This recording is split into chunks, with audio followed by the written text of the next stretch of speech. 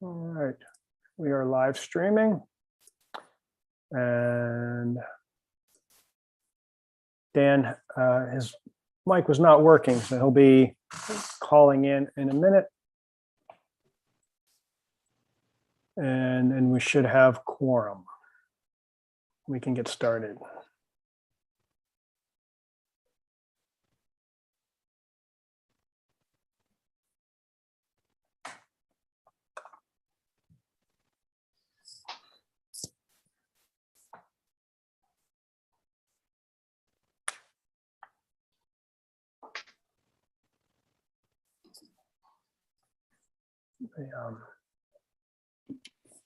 Could I ask a question? Sure. I've never come to a town board meeting on Zoom. Am I in the wrong place here? Or I wanted to Nope. make it public, where the public comments were. Yes, we're starting a public hearing, and then we're going to start the public meeting after that, the town board meeting, and there'll be a time for public comment then. And then during public comment, we ask people to, if they want, they're free to turn their video on or off. It's up to them. And then when they're done making their comment, we ask people to mute themselves and turn their mics, their cameras off. But yes, this is the correct place for Okay. public comment. But we'll be getting there in a minute. We're going to be starting the public hearing for a proposed law right now. And I think we now have quorum. And so Can you hear me, Neil? I can hear you now. Awesome. Thanks. Sorry about that. So we have quorum here. Let me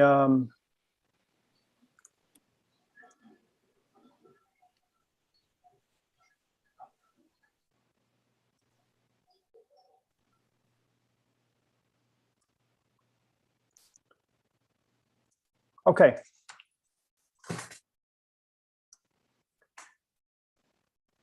So we have quorum. I'd like to make a motion to open the public hearing for a local law to repeal Chapter 34, Police Commissioners Board of the Code of the Town of New Paltz, to add a new Chapter 34, Police Commissioners Board of. And so just so everyone's aware, this meeting is being live streamed on Zoom for participants. It's also being streamed on YouTube. So if you're not speaking, if you could keep your mic on mute, it makes it easier for everyone to hear. And with that, I would like to open the public comment for the proposed local law. And if you have if you'd like to make a comment, please raise your hand, and we will call on you in the order that you raise your hands. Thank you.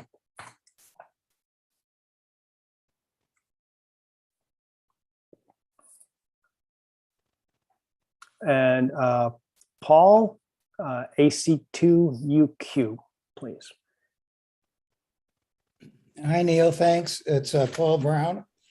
Neil, may I ask, I know these are for comments, not a question and answer, but I have a technical or administrative question before I make my comments. May I ask you that? Yeah, I can try to answer it. Yeah. We don't Right. normally do that, but yeah, sure. Right. Well, I do want to, I have the current law downloaded from eCode. And then thanks to Kathy Preston, I was able to get the PDF for the proposed code. And I just wanted to make sure before I make some of my comments, which are some of them very technical, that the PDF that was sent out and available on the Town of New Paltz website represents what we're talking about. In other words, there have been no changes to that document that I should know, we should all know about before we make our comments. Is that That's the correct. most current version? That is correct. All right. So I see that the town is looking to reinstitute more civilian members, and I certainly think that's a good idea. Again, most of my comments have to do with technical issues. Having served on the planning board and been chairman of the planning board, and also on the Board of Assessment Review. With regard to 34.2, rights and duties, particularly starting with number 4, where it talks about conducting the performance review of the chief. Am I speaking too rapidly? No, not at all. Okay, all right.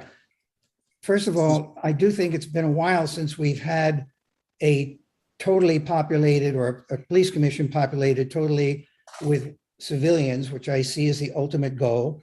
And I do just in general want to ask the board to consider, as that transition takes place, the services, particularly secretarial, administrative, space, and legal, that the board has, rightfully so, that a individual board like a planning board or a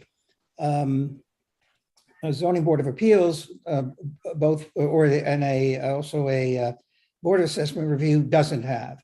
And so because we're dealing here with the chief's personnel file and with a performance planning issue, I don't know that it has to be in the law, but I am concerned about secretarial support, legal support for the police commission as they become populated once again with civilians, and even space requirements where they keep their records. Some of this may have to be in the law. Others will be just the town board taking cognizance of this.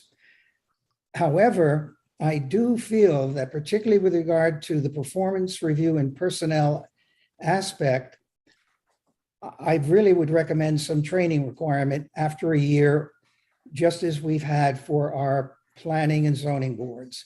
It's recognized in New York State that if you're going to make these ministerial decisions, you ought to have some training.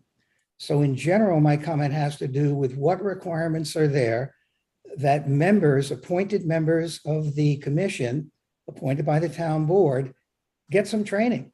I mean, do they understand the performance planning process, the performance review process, and what training would they need? And then, of course, further on down into the other areas that they have. Of course, that's confidential information. By the way, on the town board website, the last minutes I could find of the town board personnel committee, which is mentioned in 34.2.4, go back to 2013. And what are the responsive, the personnel committee I know is the town board personnel committee. That may have to be looked at and made a little more tight in terms of protecting the confidentiality of that process. Thank you. That's my final comment there. Moving down to 34-2, this is all under rights and duties. Particularly with 8, small a and small b. Once again, here's where the judgment of the members of the commission, the training, the experience, their maturity, hopefully their understanding, comes into play. One is fielding grievances from employees of the police department, whatever they may be, and the other is in responding to complaints from civilians. Administratively, technically, where are these kept? How will they be done? What are the requirements when the town board now has a secretary, it has legal advice, picks up the phone. What are the tools that will be given to the police commission so that it functions effectively and efficiently? I can tell you when I had my opportunity at one point to work directly with the police commission while it was still civilian, there wasn't a lot of thought given to that. This goes back 10 or 15 years, long before the current board members were on the board. And I'm hoping that we can get this done more professionally. Also, given that these men and women on the civilian board will be looking at grievances and from employees, what requirement? I think there must be a requirement for them to know what the personnel practices are in the police department. Will they be attending in-service training? What is the requirement? Again, on the planning board, we always had a few hours, 5 hours a year, I can't remember what it was, where we had to take mandatory training in order to serve the community. And I think that's very important with regard to handling grievances. And with regard to complaints, maybe a few sessions from an attorney, the town attorney or labor law attorney. A small technical point on these items. This is again 34-2, number 8, A and B. I noticed the chief has to send copies of whatever he receives as complaints from civilians to the board. I would think it would be only right for the board to give the actual copy of any materials it receives back to the chief, just to see that there are procedures that are followed. And copies to both parties and that also goes down to number C, to make sure that item C under 34-2, 8, little c, is handled. And again, you have your attorneys to look at that, see if I'm right. Under number D, little d, and still in the same number 8, 34-2, I think all of this paragraph having to do with the disposition of complaints and accusations should be discussed by the town board, maybe with the attorney, particularly with impact its relationship to section capital E. We know that the board is meant to give its recommendations to the town board. But as little d reads now, I don't see who implements or improves these dispositions that it makes. Hopefully it won't have to make many determinations and dispositions. They'll be done by the chief and they'll be clear. But that whole line of communication and responsibility, the board, the civilian board won't have any implementation powers, nor do I think it should, but then it must rely on the town board. So that relationship of little d, paragraph little d, or as my grandson would say, lowercase d, lowercase d to capital E in 34-2. I would like to recommend a look at that. Moving quickly now, I know I'm taking up too much time, but 34-3 operations. I tried to look this through my own eyes if I was having to be on this commission. What about secretarial? This is my question for 34-3, or my comment. Secretarial, logistic, legal, and budgetary support for this group of civilians trying to take on this role to help the community. Moving down in 34-3 to capital E and F. I understand the intent. It looks like monthly meetings are desired and required. They say, it says monthly meetings in paragraph capital E, but in F it says regular meetings. At the very least, I think it should be, they should conform to one another, maybe regular monthly meetings. And that would help a citizen who's volunteering to be on this or putting their name in the hat to be chosen to be on this board to understand the work they have to do and their responsibility to show up. I didn't always see that was clear in my time doing my best to volunteer.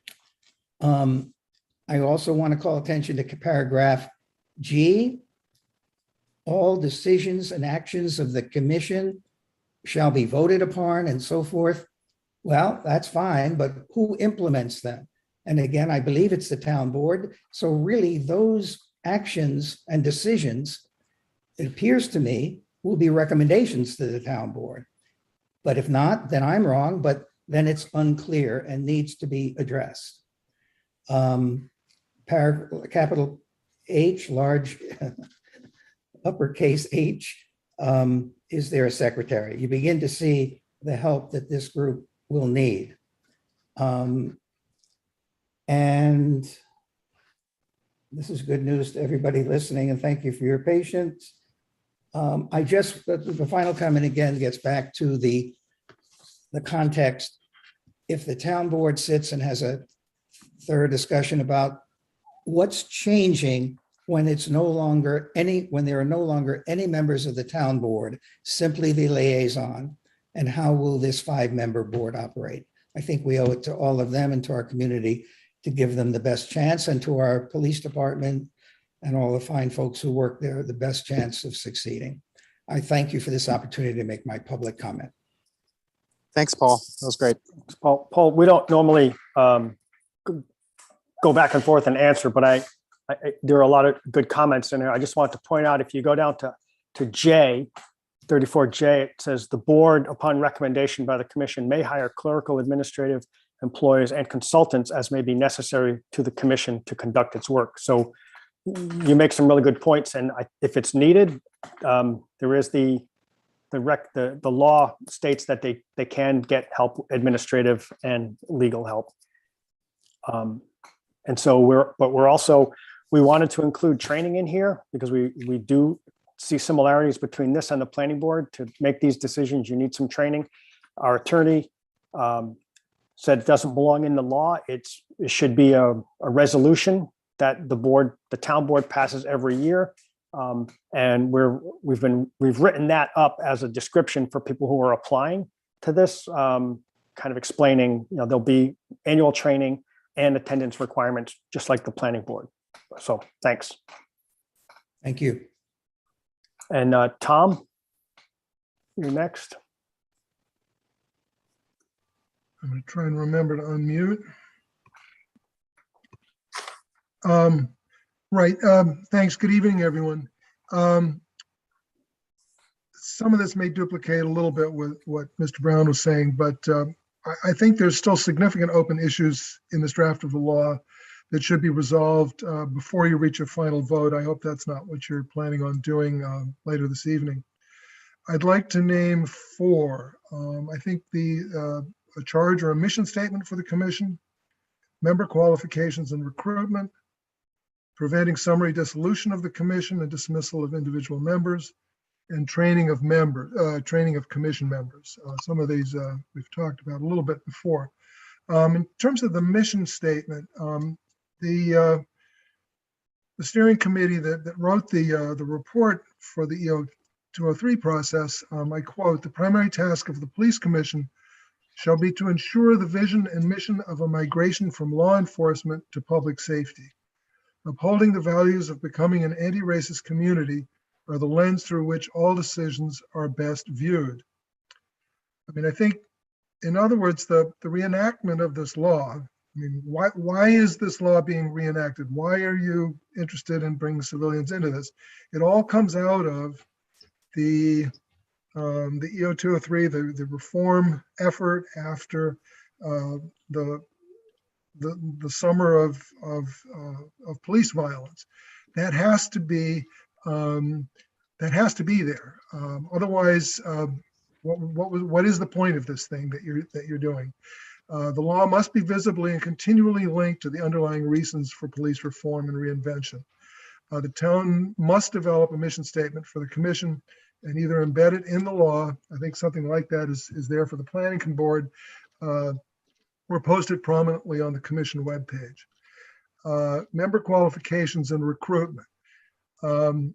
This is obviously going to be difficult, and it's probably going to be hard to find people. But as we've been saying as a group, a majority of members should be individuals who have demonstrated either previous experience of undue governmental impact, either themselves or working with people, or have worked to limit such impacts. It will make little sense to start a new commission until such individuals have been identified. And indeed, a mission statement would be important for members to become interested. Dissolutions, slowing down dissolution and dismissals. I don't know if it's legal to include in this law limitations on the board's ability to dissolve the commission or dismiss individual members. Again, for the planning board, it's in the state's town law. However, I think you've got to have a written policy of the board committing itself to following a process for dissolution and dismissal. Otherwise, the commission and its members will have no confidence to perform their roles within their own best judgment and initiative. In short, again, why have a commission if it has no underpinning, no sense of its independence? And finally, training, I'm going to echo Mr. Brown on this. I mean, they have to feel competent as well. And they should be trained not just in police practices. I'm sure Chief Lucchese has a long list of things that he'd like them to see and understand, but they have to also be versed in the literature of police oversight. There's a lot of stuff that's been written about how you do this and what the issues are, as well as in best practices for internal police investigations. There's things like budgeting and purchasing, in addition to the personnel issues that Mr. Brown raised. And the members themselves must be required to accept training. That was another thing he was saying, because I'm sure there's people who think they know everything. I urge the town board not to rush to approve the new law before these critical issues have been resolved. Thank you.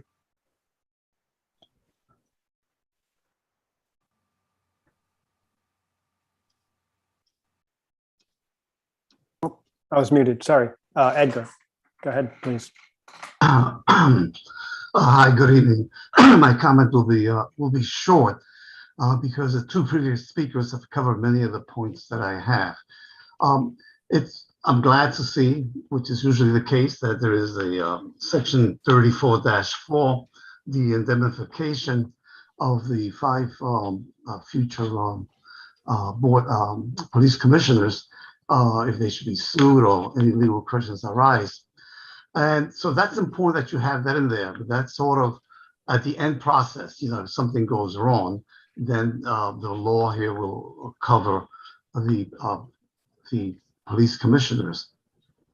But before we get to that end, the need for training, the need for recruitment, the need for spelling out the responsibilities and duties at some level within the law, and also there should be some kind of a policy statement prepared describing that in more greater detail, so that the folks out in the community have a good sense what they're getting involved in.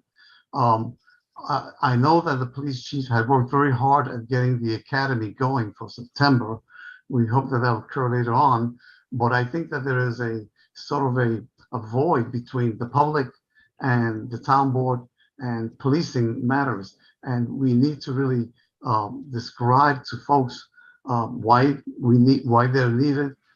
Again, the responsibilities, the duties, and so I urge you to speak to that tonight and to follow up on that with letters to the editor or announcements, newspaper articles, however you can, so that we can recruit people and that there's not just a rush to bring in anyone just to fill a seat. So again, I support, I think, every comment that was made by the last 2 speakers, and therefore I don't have to go on. Thank you. Thank you. Any other comments?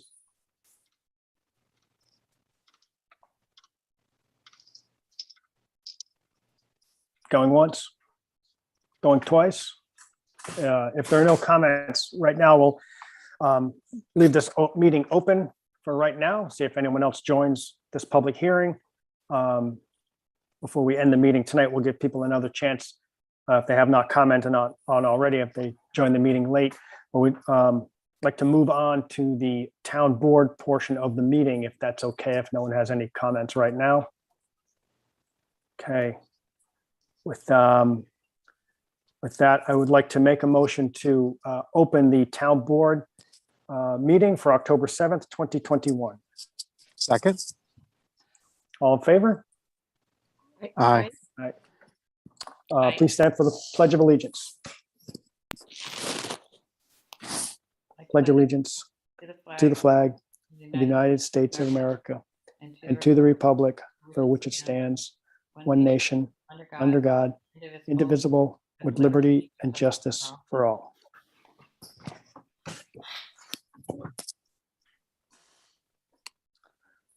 I'd like to make a motion to approve the agenda. I would like to make one change. I would like to move number 5 up to after the number 1. We have some people here. I don't want them to have to sit through the whole meeting. That is just the bids for Water District 5.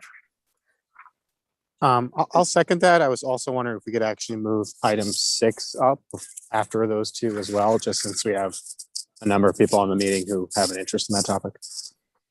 Sure.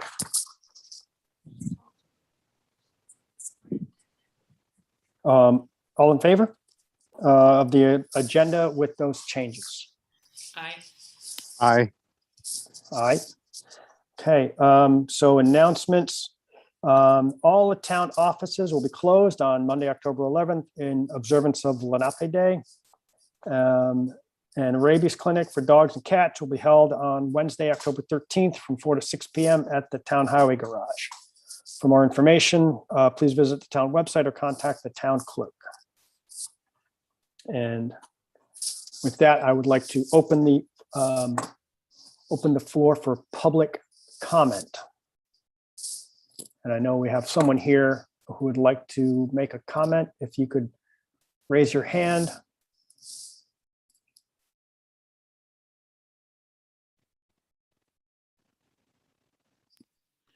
Neil, can you see the person who's raising her hand, although not with the? I can't see the hands, but if Zoom is new for you, if you, Katie trying to- Gray has her hand up. oh yeah, Katie, go ahead, please. You're muted, Katie. You have to unmute yourself. How about that? Okay. Great, We can thank hear you. I'm Yeah. sorry, I didn't have a tech hand. I just had my own hand. And I truly don't know if this is the right forum to bring this up, and I'm going to be brief, but it could be the planning board is where I'm supposed to be, but I thought I would start here since this is a central governance of New Paltz. And by the way, I've lived here for 45 years and own a home here and, love this area very much. And I also want to say that I realize that the town board has been doing some environmental initiatives, in terms of solar power and other things. And I want to just say that I'm so, really behind that.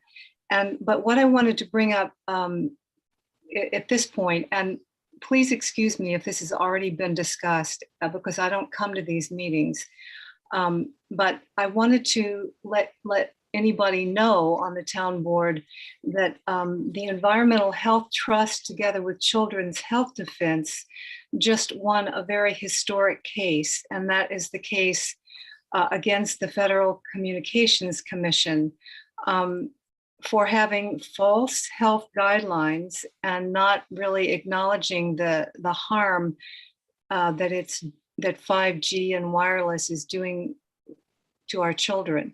And I don't know if there's a major plan for 5G towers or what exactly is going on in our community regarding that. But I know that a couple of years ago, everyone it was beyond being encouraged. We were forced to get a smart meter and or pay a fine every month, $50. And so I wanted to bring this up just in case there are all sorts of plans for some other sorts of initiatives in this regard, and just let you know that the Court of Appeals of the DC Circuit published its decision just August 13th, this past summer, ruling that the FCC failed to consider the evidence regarding adverse effects of wireless technology when it decided its 1996 radio frequency emission guidelines, that they protected the public's health.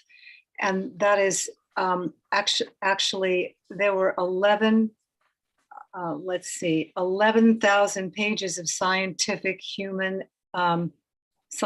peer-reviewed and human evidence that really made there be no doubt at all that that there's DNA damage, reproductive harm, neurologic effects, and ADHD, such as ADHD, and radiation sickness is the main problem.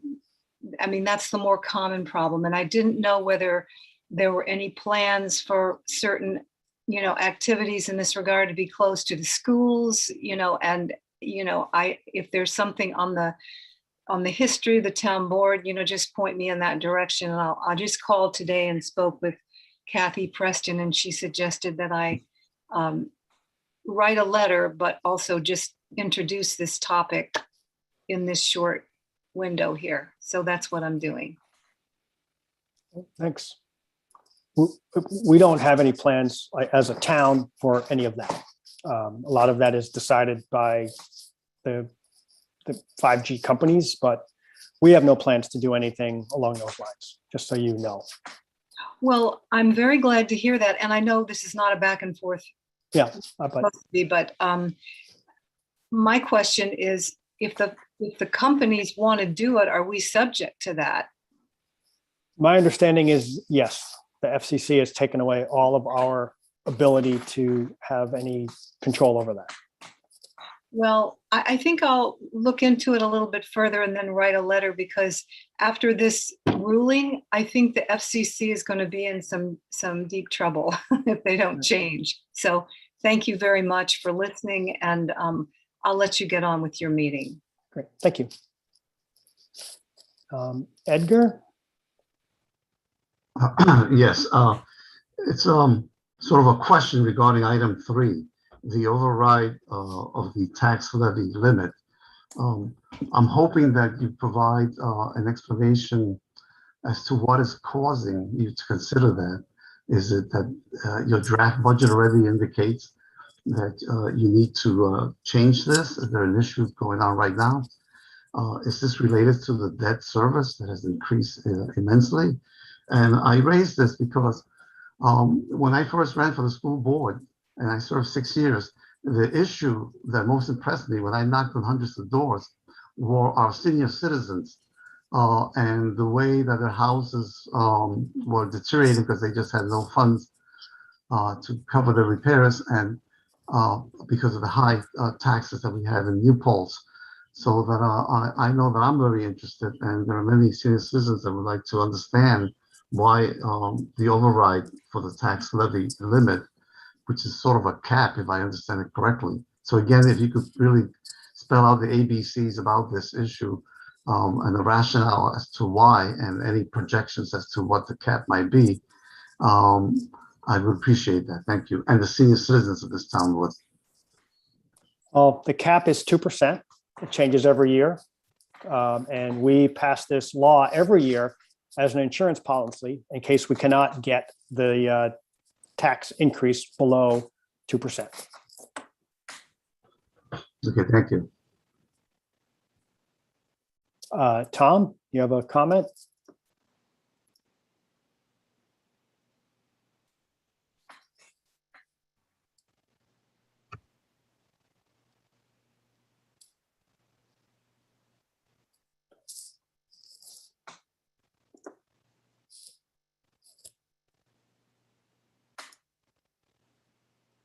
I think you're muted. You're on mute, Tom. Yeah. Okay. There you go. Yes, thank you. On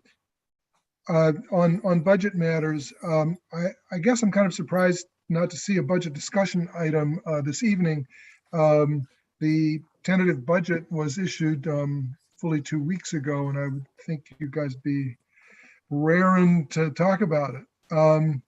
I also was disappointed that we still don't have an Excel format for that tentative budget. Hopefully we have it for the preliminary budget. I've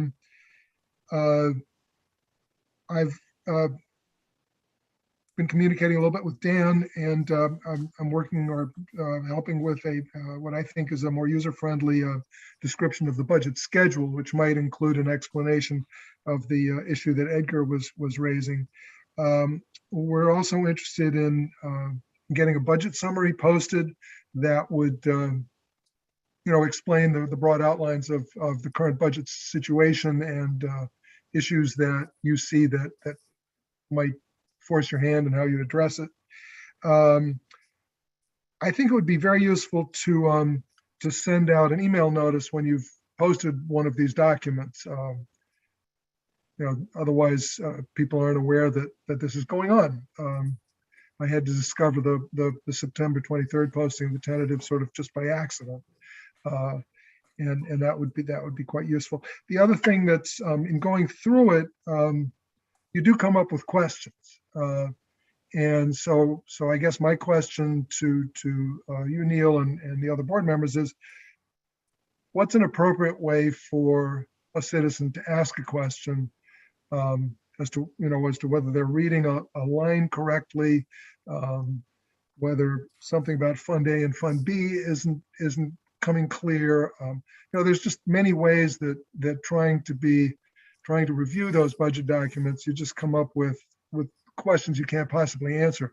Is it appropriate to call your office? What's the right thing to do? Thank you. There will be a public meeting where we discuss it and we can answer people's questions. I know you reached out to Dan. I think he answered a bunch of your questions. We're working on getting those documents that you wanted.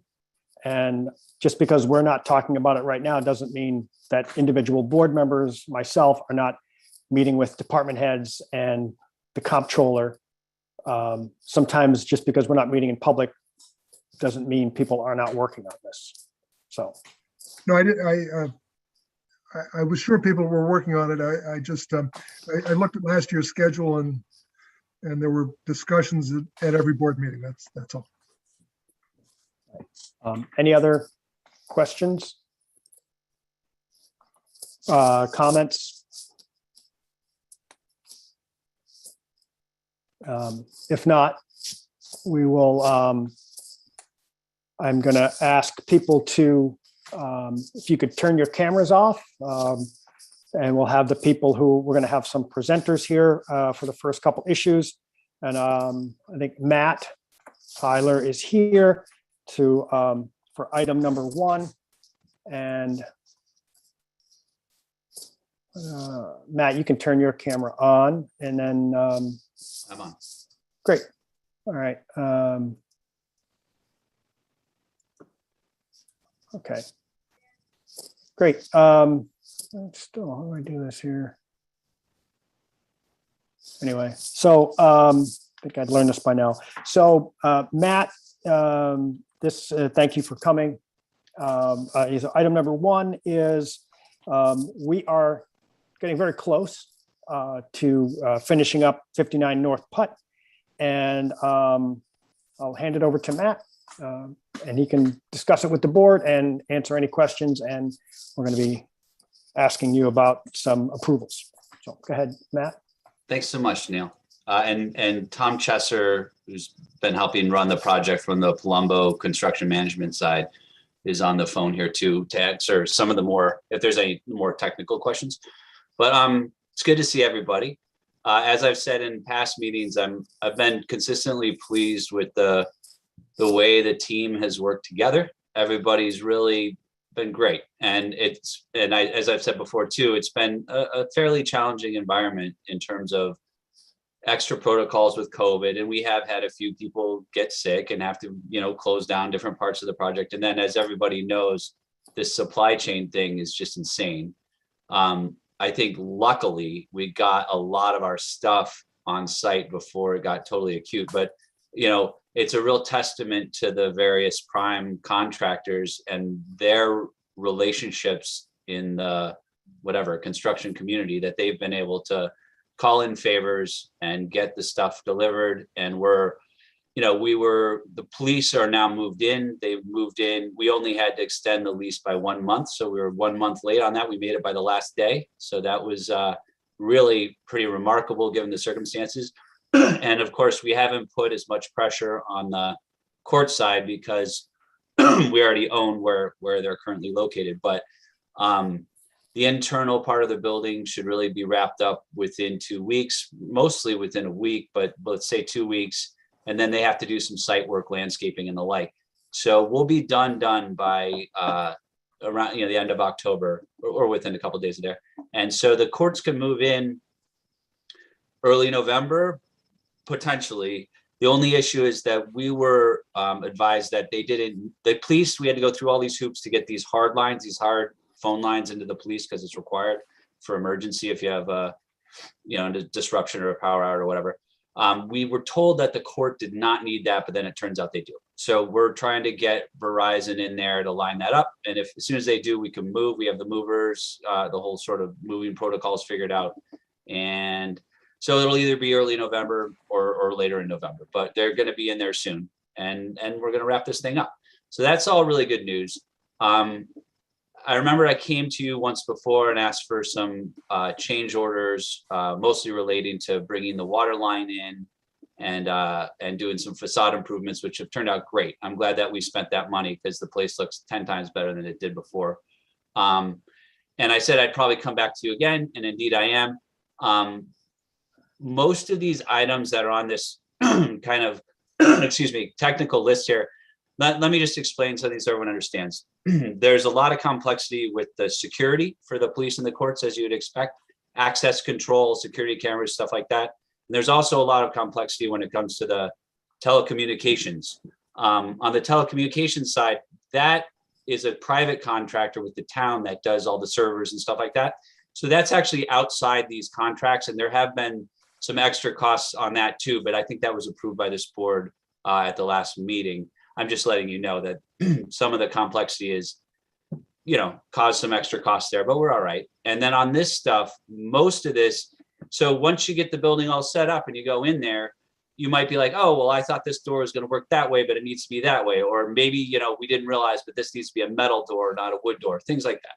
And that contract, the whole security and cameras and all that is inside the general contract and the electrical contractor. So those things that we had to change to make sure things are working right for the police make up the bulk of these change orders. For example, $16,000 because they have these little interview rooms and we need cameras and special locks and stuff. And when we were doing the plans, some of those things weren't realized because it's not typical stuff that an architect would catch. And we did coordinate with the police and courts from the beginning, but some stuff fell through the cracks and had to be modified on site. So that's what a lot of it is. And as I said, the total here adds up to 167,000, but we still have within the contract, so this wouldn't need additional approval, about $52,000 of unallocated allowance money. So what we're really asking for here is the release of what will net out to be about 115,000. And to put it in perspective, despite the challenges and despite some things that come up, we're still certainly going to come in below budget. Where exactly, there's enough things still in the air, I'm not positive, but I'm thinking somewhere around $250,000, which is about what I've been guiding, which I think is fantastic for a public project in this market. In this market environment. So hopefully that will hold. I think it will. And I'll continue to track everything. And we're getting this thing done. We're going to wrap this thing up. A month from now, we'll be all done. So I'm happy to field any general questions or update questions or specific questions. And like I said, Tom, actually, before I take questions, Tom, since you're here, do you have anything to add just in a general way? I was going to say hello to everyone and thank you and say what a pleasure it's been working with the town and doing this project's been great. Everyone involved has been great. And Matt, you pretty much stole my thunder. You said everything good. So I can answer any questions that come up that anyone has. And I think we want to reiterate that what you're looking at is the max amount for those items. We're still negotiating some of those items down. So we're hoping to do better.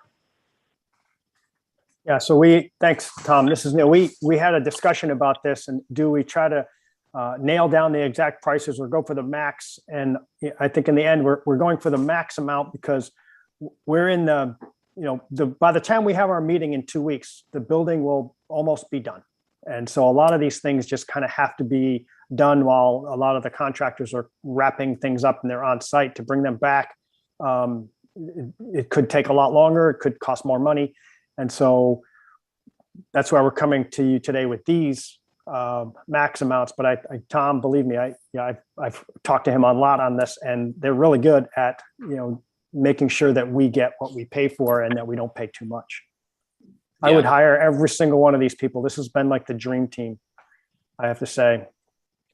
Right. So just to piggyback off what Neil just said, I think it's not what we're hoping that you do here is authorize Neil to sign these change orders when they are finalized. They're obviously not going to be estimate numbers by the time he signs them. It's just that we thought, as Neil just explained and Tom explained, we wanted to get this out in front of you so we don't hold up the project, because we're really, we want to be able to approve these things and get this thing wrapped up so we don't have extra hours of people on site, et cetera.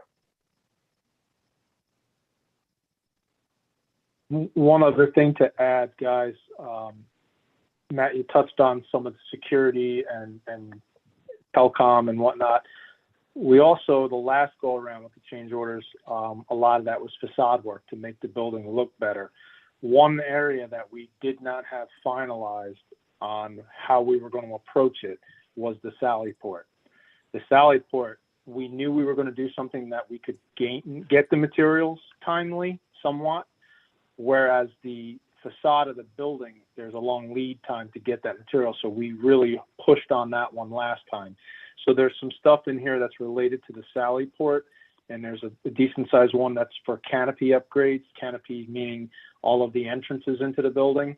So we made aesthetic improvements there, and we had to do some adjustments on the Sally Port. And so that's really kind of lends itself to that aesthetic of the building that just didn't get captured last time. And again, we always said if we had the additional dollars to do so, we would make that building, more appealing. And it certainly came out great. Yeah, have you all gone over and seen it? I think some people have. I've sent some videos over. I went by the other day, and I drive by it. I'm probably there more than I should be now, getting in the way, but it's kind of fun and exciting to be there. And but I think we're going to be maybe having one of our meetings there in November. So we'll see. We'll all get to see it. That's awesome. I'll never forget. Go ahead, Julie. Go ahead. What'd you say? Oh, I'm sorry. I was just saying I did get to see it. I had occasion to speak with Chief Lucchese, and he gave me the tour, and it was incredible. Cool. One of the memories If you saw what it looked like, I'm sorry. Go ahead, Tom. If you were able to see what it looked like prior to what it is now, it's a whole different appreciation. Yeah. It was impressive. It's definitely got. It looks like it's just about ready. Yeah, I was just gonna say that one of the memories I'll hold from this project was when we were really sort of pushing everybody to make this deadline, so we didn't miss the deadline for the police. At one point, I think they had like 50 people in there working. And I remember walking through there, and it was just crazy. The people walking with beams and like sparks flying as they're welding and cutting stuff and hammering. It was like a Hollywood movie set. It was unbelievable. It's pretty cool. And as crazy as it was, I think we had 67 people at one point in that building working side by side from 4 different trades. There was not one accident. So that's pretty remarkable. Why do you gotta say it, Tom? Why do you gotta say it? We got a few weeks to go. Well, we're done now. There's only 1 or 2 people left, so I feel pretty good about saying it. Yeah, I'll be by to slip on a banana peel tomorrow. Exactly. We're gonna be paving the parking lot and find a sinkhole. But yeah, no, thank you, Tom. I really appreciate the work that the Palumbo has done on this. It's been phenomenal. I actually came by, visited my super on site last week, and I made it a point to go visit the chief, the lieutenant, make sure things were good, things were working okay, and everybody's happy. So seems like they're liking their new space for sure.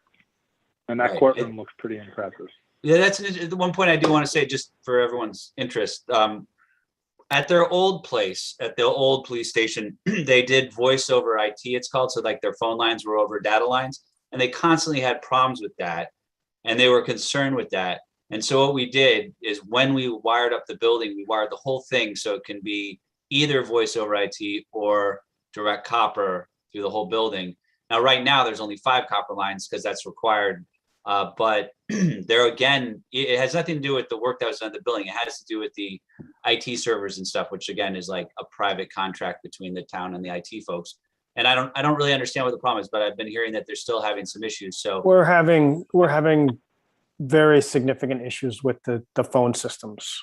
And it has nothing to do with the new building or it's just the internet phones are probably not ideal for emergency services, even though we've had them for a couple of years now. There's a new company that we're working with, and it's been a disaster, and we're probably going back to copper.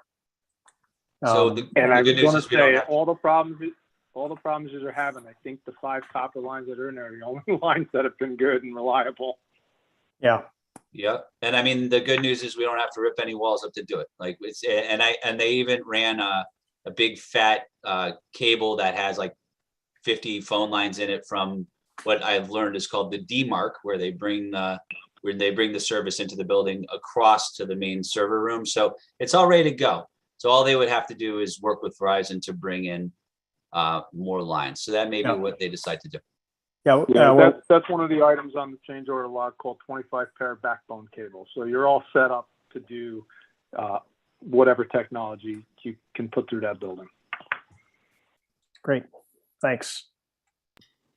I'll just take a really brief moment to say that, I was really impressed by the thoughtfulness of everything that was put into it. It was, and I asked the chief, I said, is this, who got to give, who was a part of giving their wish list? And, and he mentioned that former Chief Joe was a part of that. And I thought that was really nice. So it just seemed like there was so much thoughtfulness, in the design, for example, how the judges come in, and how they can come in and leave, and the safety, all the, clearly safety concerns were right up there, and it just seemed absolutely thoughtful, and I just think it's such an incredible improvement. Maybe we can make a little film about it or something, and just let the town know, what went into this, because it's really impressive. And Chief was very proud to sort of just show me, tell me about all the little things, all those little things that make it just a high standard of place to work.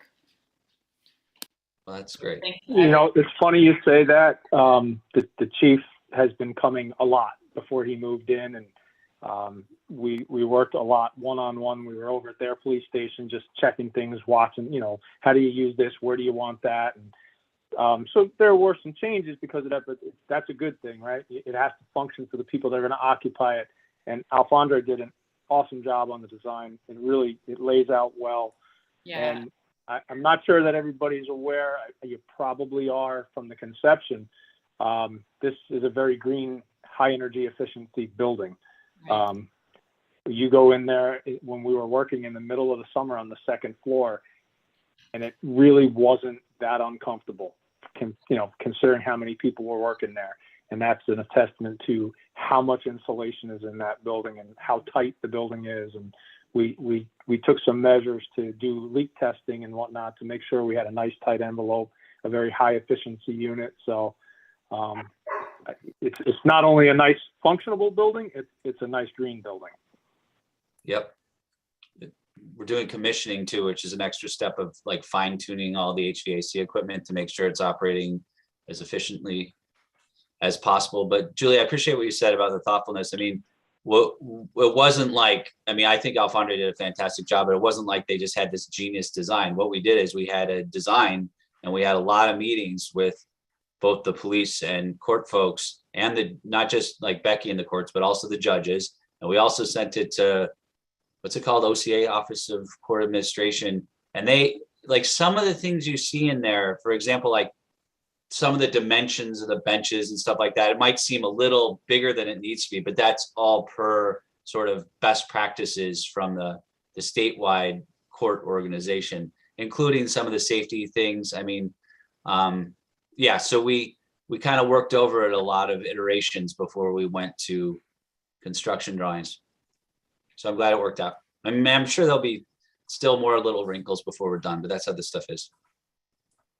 Well, I really appreciate it. You know, I just thought of another example of that thoughtful design, and the chief mentioned and showed me that the dispatcher has a bathroom that, you know, she or he doesn't have to leave that area, and also the height of this dispatcher's, you know, desk, you know, that actually mattered, and it seemed like you were so responsive to the needs. I'm sure they really appreciate it.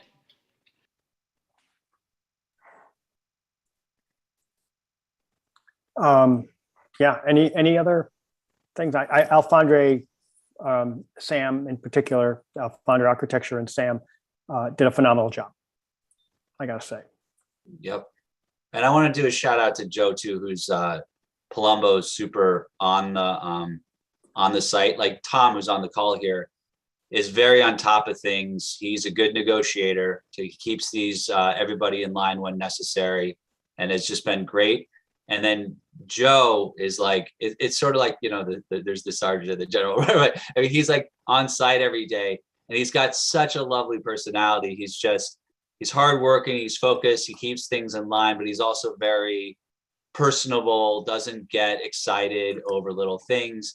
And, you know, he developed a very nice relationship with Stacy Delareed, which I think was extremely helpful on this deal for, you know, thanks to her for being so accommodating and responsive to us. So I think that that's another person that really, without him, this would not have gone as smoothly as it did. Yeah. All right. If there are no more comments, questions, we're probably going to have a public open house at some point once it's done. And I'm sure we'll be talking about this some more, but I wanted to make sure we thanked Tom and it's so nice to have a project that, you know, very few problems. I know there were lots of problems, but they didn't get to me. They were solved before I had to deal with them. So there's nothing I love more than that. So thank you. With that, I would like to make a motion to authorize the supervisor to sign the change orders for 59 North Putt. Second. Any discussion? All in favor? Aye. Aye. All right. Thanks so much. Thanks, Matt. You got it. Thank you guys, and the feeling is mutual. We love working with you guys. That was a great experience for us as well. All right. Thank you. During a pandemic, it's unbelievable. I gotta say. Okay, with that, Take care. Rebecca, Thank you. I think Rebecca is here. I'll make you a co-host, and you have anything you want to talk about? We're going to be doing number 5. And so this is, we have kind of worked through all of the bids for Water District 5. This, for anyone who wants a reminder, this is the backup water supply for the village. The New York City DEP is paying for this project. So, and we're being reimbursed for the project with a cap on it. And we wanted to make sure the bids came in with enough of a contingency in there. And so Barton and Judas and Rebecca they put the bids out. We got the bids back in the end of August, and we have been told by the DEP to move forward with the project. And so Rebecca is here tonight. She's worked through the resolution that Joe Moriello, and I wanted to, if anyone had any questions about it, I asked Rebecca to come to the meeting. So. Thanks, Neil. I can just sort of step through. I think, Neil, you probably summed up most of it, but bids were open on August 27th, and prior to that, we had sort of looked at the cost estimate for this project, and what we've been doing lately is really slapping on a sort of 30% COVID contingency onto a lot of our water resources projects. So we were, I think we're all a little nervous to see how these bids came in, and we're actually very pleasantly surprised. I know I was, I'm sure the town is as well, to see that they came in slightly under budget. So that's excellent. That gives us a little more contingency, I guess, than we even thought we might have. So the resolution itself, which Joe has prepared and I've contributed to, really just steps through the bid open date. It talks about how BNL has prepared a recommendation letter. So there's two contracts. Contract 2 has an A, B, and C part.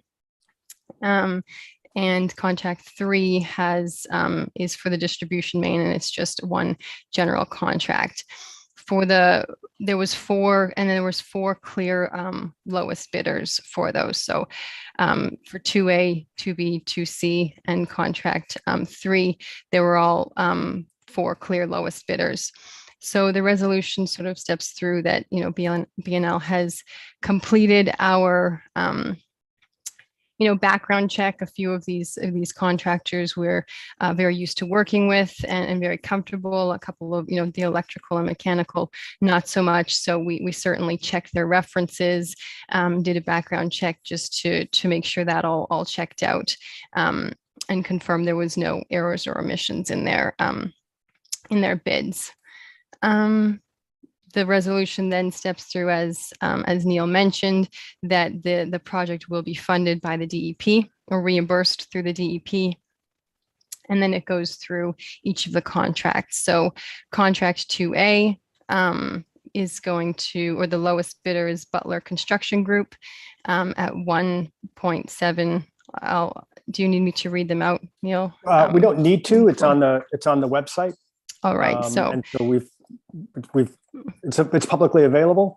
But if you want to, we can, but we put it all up so we don't have to read through everything unless you want to. But we could just might as well. We've started, list the winning bid and the amount just for. Yes. Okay. Yeah. I'm happy to do it as well. It's up to you.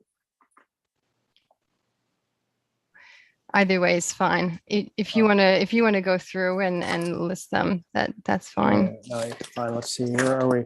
So the number 1 is for Butler Construction Group for $1,719,421. And correct me if I make any mistakes, please. And then number 2 is for DJ Heating and Air Conditioning for a total contract award 2B for $49,400. And number 3 is for CDE Electric Incorporated for $591,000. And 4 is to Merit Construction Incorporated for $4,456,064.50. Hopefully I made no mistakes there.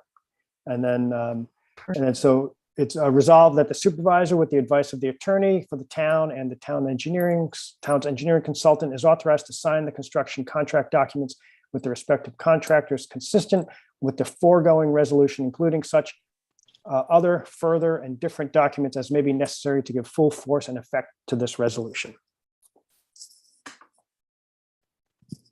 And so that's my motion, is to authorize the supervisor to sign, to approve the resolution and sign the contracts. And so if anyone wants to second that or have discussion. I'll second. Is there any discussion or questions? If not, all in favor? Aye. Aye. Aye. Aye. Great. Thank you.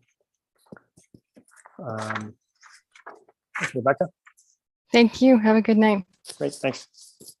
And let's see, now we'll move on to Dan, you want to go to number 6? Yeah, I just considered since that we had a number of people who commented on the law, it might make sense to do it a little earlier.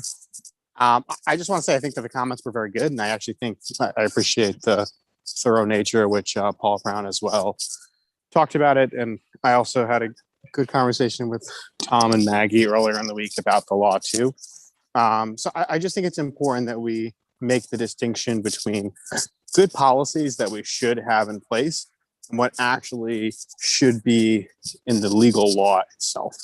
And I think that we can kind of do both here with what a lot of people have suggested.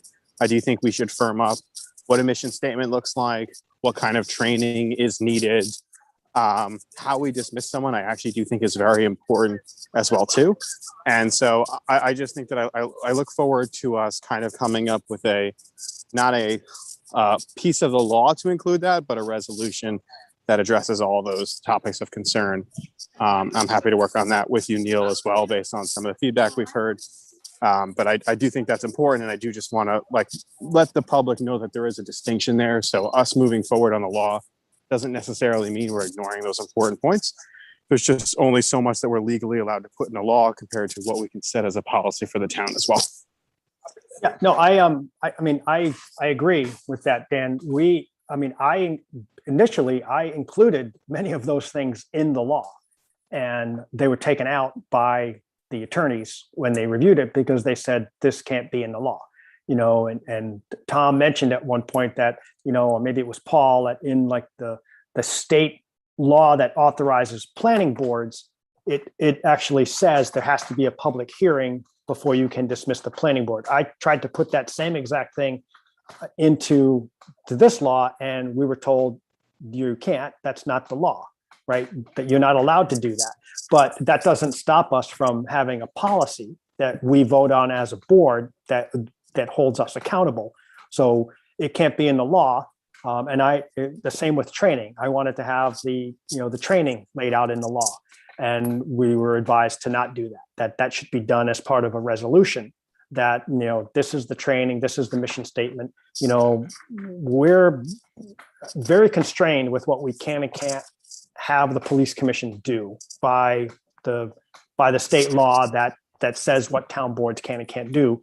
Towns can and can't do with this. So we can't put some of those things into the law, but I wholeheartly agree that there should be a mission statement. There should be a very clear expectation of, if I were going to be volunteering, I would want to know what is my, what's expected of me? How many meetings a year? How long are the meetings? Are there going to be additional meetings? How much training do I have to do? What certainty do I have that I can speak freely and follow the rules and not just get dismissed because I, angered someone, with like a Facebook post or something, right? And so, I agree. All of that needs to go into a policy or a mission statement that the town board then votes on. Yeah, and I actually think that the rubric of thinking about this as we think about the planning board is really a great rubric. So I think a lot of people have come to those standards, and just speaking for myself, but I don't think my colleagues are going to disagree. I do think that that's the standard that we should, as best as we can, emulate through both the policy and the local law. I agree. I agree with that, Dan. I think the two things that are really important about this, and I think the people who spoke this evening really illuminated that, is that we want to create rules for this commission to make them as successful as possible. We want them to succeed. We want it to be what it's supposed to be. And also to protect them as much as is possible. For somebody to volunteer and to take their time to be part of this, they want to feel that they're protected. The laws and the rules protect them so that they can do their job really efficiently, but also that there's, like the planning board, a real system that's set up from all of us so that they're a real success in what they're doing. I think that's super important. So I agree with you. And again, like you said, Neil, I know there are a lot of laws and things that we just can't do. But I do think that like the planning board or other boards, we can create an atmosphere or certain certain things set up so that they will really be a success and do what they're supposed to do.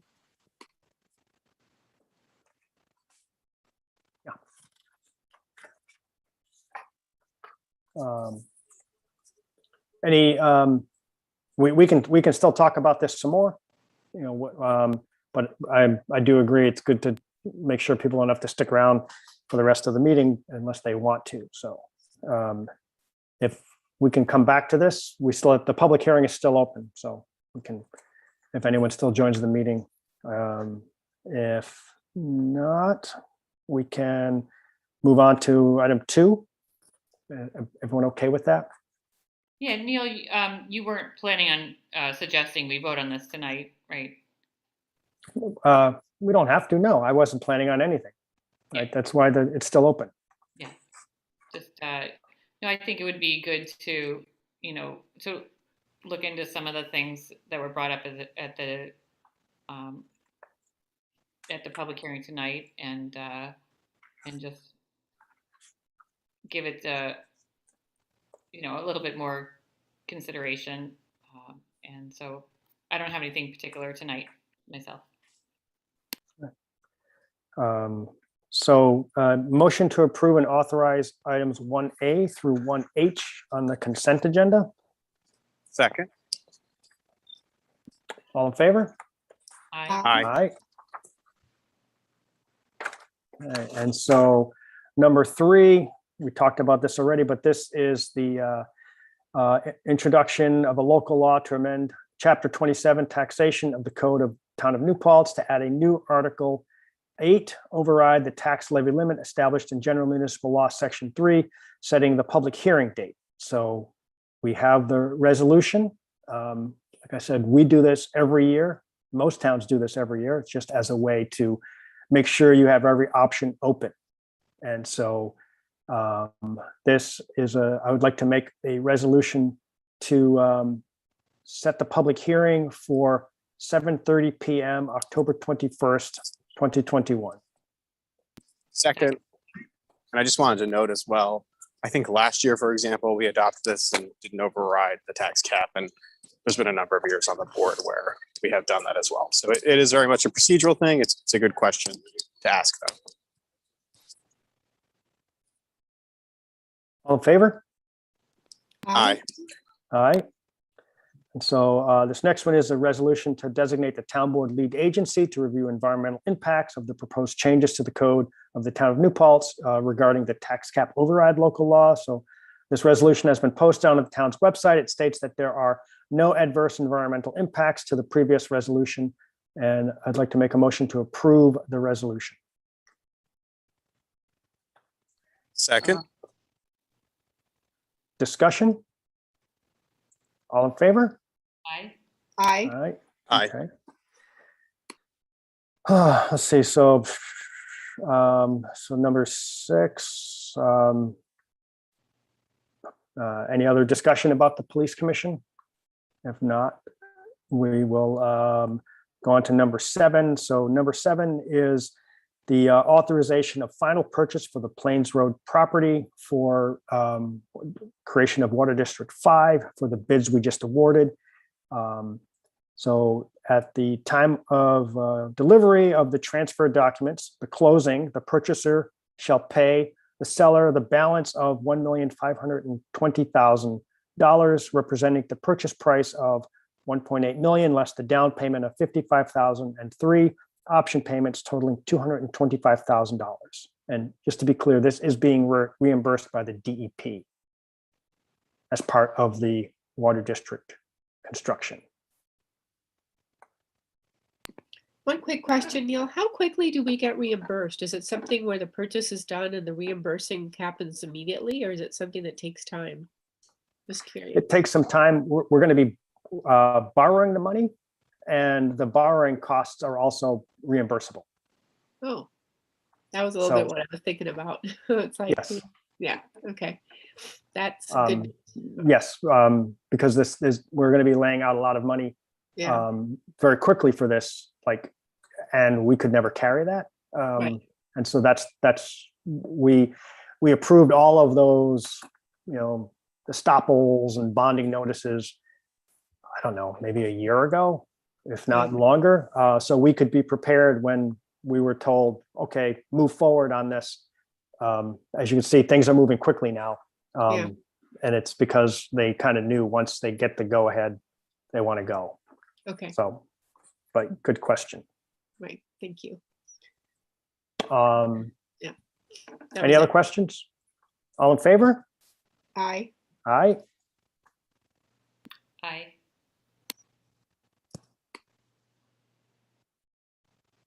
Dan, you in favor of this or no?